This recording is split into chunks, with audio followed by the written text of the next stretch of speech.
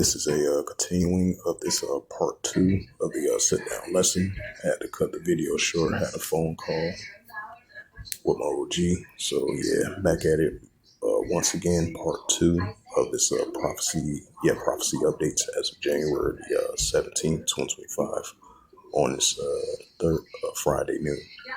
It says India, Russia, and Indonesia has agreed upon pricing for a deal to supply the BrahMos cruise missile to the Indonesian armed forces, the Hindustan reports on Thursday, citing sources. It says development comes ahead of a visit by the Indonesia's president.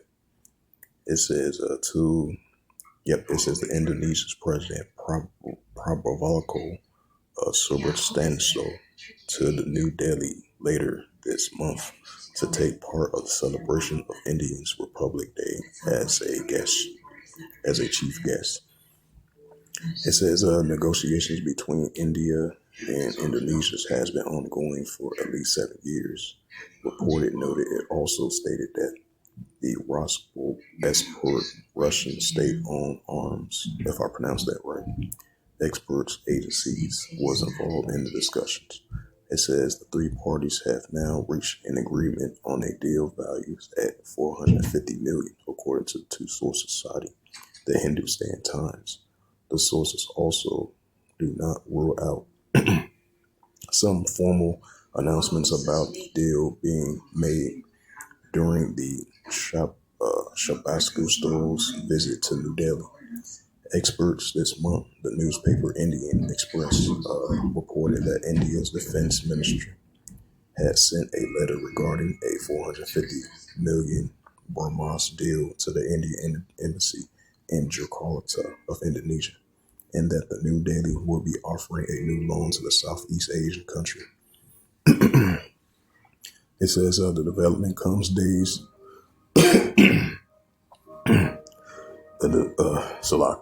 It says the development comes days after Indonesia's foreign accession to BRICS as a full member was announced by Brazil, which currently holds the group's rotation presidency. Russia held the group's rotation presidency in 2024 and hosts the most recent BRICS summit in August in Kazakhstan. It says the first foreign buyer of the BrahMos was the Philippines, which received the first batch of missiles in April under a $375 million deal signed in 2022. Talks about purchasing missiles have been also held in Vietnam and the United Arab Emirates. The joint managing director of the Russian-India Cross-Storm Broad Missiles Aerospace, Alexander Maskaklis, told the TASS last November. India officials also named Saudi Arabia, the Malaysians, among the potential buyers of the BrahMos. It says, meanwhile, Thursday, Indian armies carried out a demonstration of the BrahMos at the extended range. A video shared by the Indian Army's Southern Command on X shows a projectile being launched towards the target in the Bay of Megalago. भारतीय सेना ने ऐतिहासिक उपलब्धि हासिल की है। BrahMos supersonic cruise missile. It says named after the Brahmaputra and Moskovka River. BrahMos is a supersonic cruise missile developed joint by India and Russia, has been widely deployed by the Indian military since 2005. Engineering a precise long-range strikes against ground targets. The missiles is capable of being launched from both mobile ground and systems and frontline naval vessels. It can engage sea, base, and surface targets across air, sea, sub-sea, and platforms. An originally range from 290 kilometers, 180 miles, has been extended up to 500 kilometers through upgrades.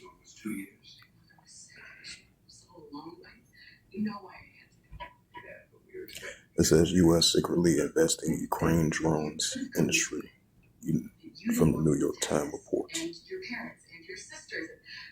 Russia won't be representing at Trump's inauguration, Putin aide reports. It says India and Russia planning timeline for Putin's visit, New Delhi reports. Russian bans meat imports from EU. It says Putin touts landmark Russian-Iran agreement. France train Ukraine budget plagued by deserts, economist reports. Trump's Treasury nominee warns of economic crisis.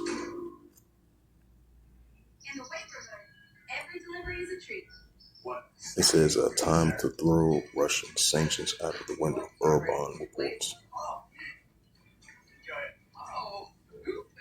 U.S. sanctions leader of African state. Gaza stress signed despite the last minute issues, Al-Barara reports.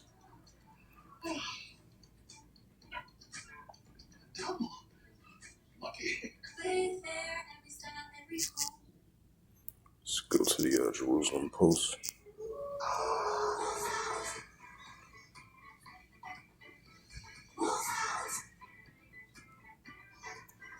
It says Gutierrez visit the UNIFIL peacekeeping forces in South Lebanon, says Israel violates resolutions 1701. Get to this news article. It says the U.S. Secretary General Antonio Gutierrez during a visit with the UNIFIL peacekeeping forces in Equal in South Lebanon told the UN staff that the IDFS continues occupation of the UNIFIL. It says the UNIFIL area for operation along with the Israeli operations in Lebanon. It says consists a violation of the UN resolutions 1701 and endangering the UNIFIL staff. The KAN reported, citing Gutierrez spokesperson Farhan Al-Zahar.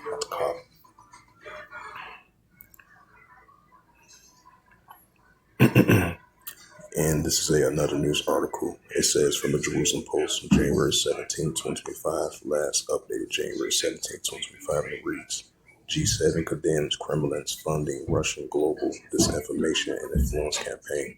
The G7 rapidly responds mechanisms condemning alleged Kremlin funding Russian global disinformation and influence campaigns in a Friday statement. G7 claims Russian state media outlets, which is RT, formerly known as Russia Today, and the social design agencies, the SDA, and has employed deceitfully tactics aiming to exploit social and political issues, polarize and weakening societies to undermining and delegitimize elective governments, and to advance the Kremlin's malignant interests. Canada, France, Italy, Japan, and the UK and the United States are members of the G7 forum. Additionally, the European Union, EU, is a non-integral member. And this is another news article. It says January 17, 2025 by Reuters. It says U.S. imposed sanctions on Yemen's Kuwait Bank. Treasury website shows the United States have imposed sanctions on Yemen, Kuwait Bank for trade and investing over its ties to the Houthi movement, according to the notice published on the Department of Treasury website on Friday. Right, as we've been seeing, escalation's been heating up between the Houthi rebels, which is a pro-Iranian group, going against the Israel Defense Forces, Great Britain, and the United States. As escalation's definitely been heating up over there in the Red Sea. So, as a side note to that as well, too. It says Syrian claims to throttle weapon smuggle attempt into Lebanon. Russia hopes Gaza ceasefire leads to long-term stability, Putin says. The IDF approves of resumptions of the Ascalon Shevrat Red Way line. It says all clear is given after a suspicious letter arrives in U.S. Embassy in Germany. And this is another news article. It says Iran and Russia can finalize a nuclear plant agreement. Pascal Khan tells Putin. Iran President Mossad Pascal Khan told his Russian counterpart Vladimir Putin on Friday he believes the two countries could finalize agreements on the construction of a nuclear power plant in Iran. The two were meeting in the Kremlin before the planned signing of a strategic cooperation treaty.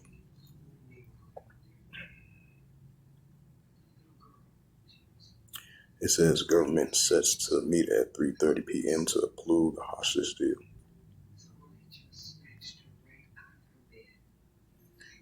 Let's go to the time of Israel. Get to some more news updates. That's the prophecy updates once again.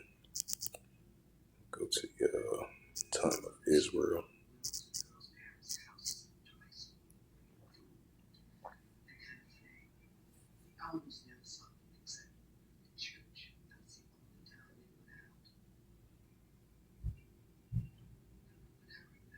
Yep, it says U.S. imposed sanctions on Yemen Kuwait Bank, which I read that news article already. Abbas says the PA ready to assume full responsibility in Gaza.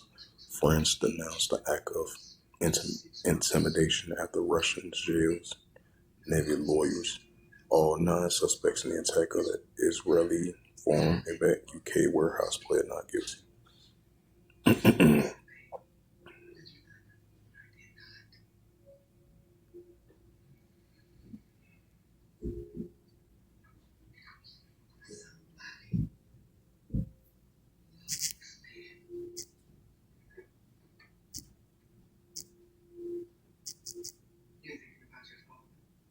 Go to the news.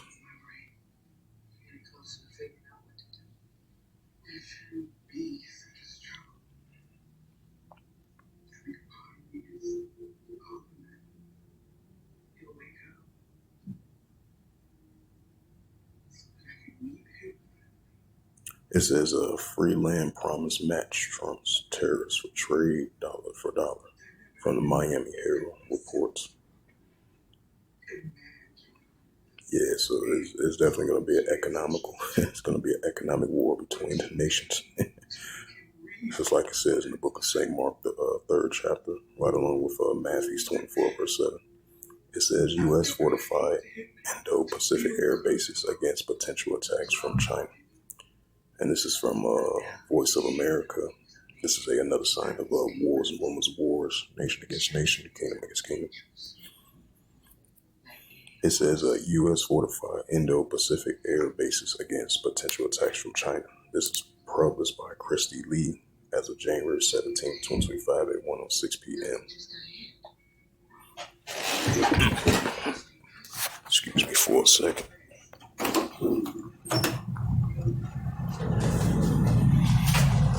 Yeah, Mom said they made it to the hospital. So they just called.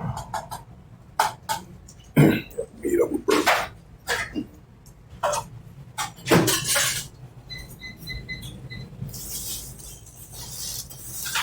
And this is a news article once again. It says U.S. fortified Indo-Pacific air bases against potential attacks from China. It says the United States have been ramping up Indo-Pacific regional attacks on ensure that they are protecting against attacks, and a spokesperson for the U.S. Pacific Air Forces told VOA this week, amid concerns over the vulnerability that they face in a country such as Japan and the Philippines, South Korea, and against the potential China strikes. It says, while we are continually improving our theater posture, war fighting, and advantage in integration with allies and partners in the Pacific Air Forces, it says stands ready every day to respond to any that poses a threat to the free and open Indo-Pacific. The spokesperson said, we are continuing to invest in infrastructure and technology to enhance the resilience and survivability in our bases and facilities across the theater, including hardened airfields and building, while investing in advancing security systems to protect our personal an access the spokesperson told the VOA on Tuesday. It says the Air Forces are authorized a $916.6 million to approve logistics, maintenance capabilities, and pre-positioning of equipment, motions, fuel, and material in the Indo-Pacific through the fiscal 2024 Pacific Deterrence Initiative. The spokesperson added that the Pacific Deterrence Innovation is set of a defense setup for the 2021 by Congress to support the U.S. goal in the Indo-Pacific, primary to counter China.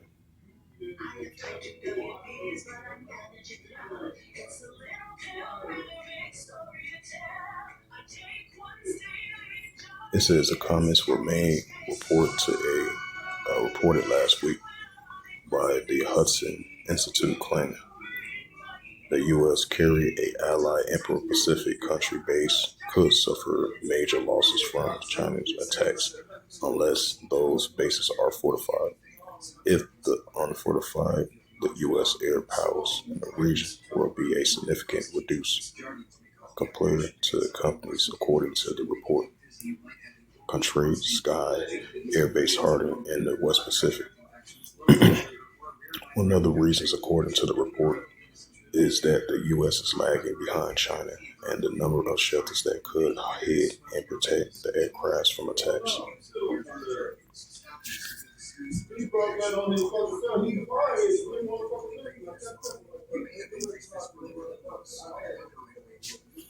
This is the book of Matthew 24, verse 6. And ye shall hear of wars and rumors of wars. See that you be not troubled for all these things. It says for all these things must first come to pass, but the end is not yet. Right, so these are growing wars and rumors of wars. China versus the United States, China versus Taiwan, China versus the Philippines, North Korea versus South Korea, Japan, and the United States. Those are signs of wars and rumors of wars. Russia versus Ukraine, Russia versus NATO, and all these other nuclear escalations are heating up. Iran versus Israel, the pro-Iranian groups going against the Israeli Defense Force. These are signs of wars and rumors of wars. Matthew 24, verse 7, for nation shall rise against nation, right? Modern-day nations against modern-day nations, modern-day kingdoms against modern-day kingdoms. And there shall be famines, and pestilence, and earthquakes in diverse places. And this is Joel. It's the book of Joel 3 verse 9. Proclaim ye this among the Gentiles, prepare war, wake up the mighty man, let all the men in war draw near, let them come up. Right, so we're definitely seeing nuclear escalations are heating up, and this is definitely being proclaimed among the Gentile nations, which is being gathered over there in Western Asia. Joel 3 verse 10, beat your plowshares and swords. It says, beat your plowshares and swords, pointing hooks into spears, and let the weak say I'm strong. Just like you had Iran and Russia been building up their nuclear capabilities, building up their nuclear cooperations, their economic cooperations against their Western countries. And we seeing Iran building up their nuclear capability, North Korea building up their nuclear capability, and all these nuclear escalations of nations building up their nuclear capability, and let the weak say I'm strong, which is only going to continue to increase. This is the book of Revelations. It's the book of Revelations 11 verse 14. The second world pass, behold the third world coming quickly. Right, so the second world pass, behold the third world coming quickly, which is Armageddon, Armageddon.